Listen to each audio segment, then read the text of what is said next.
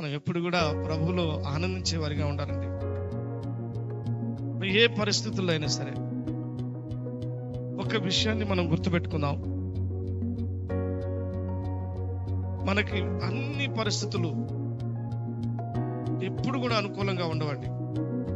అనుకూలంగా లేని పరిస్థితుల్లో కూడా ప్రతి పరిస్థితుల్లో మనము ఎప్పుడు కూడా సంతోషించే వారి నిజమైన క్రైస్తవుడు. ఎందుకంటే నిజమైన క్రైస్తవుడు, నిజమైనటువంటి ఒక విశ్వాసి తన జీవితాన్ని వాక్యం అనే పునాది మీద వారి జీవితాన్ని కట్టుకుంటారు. వాక్యము క్రీస్తు, క్రీస్తే వాక్యము. కాబట్టి మన జీవితం ఎప్పుడు కూడా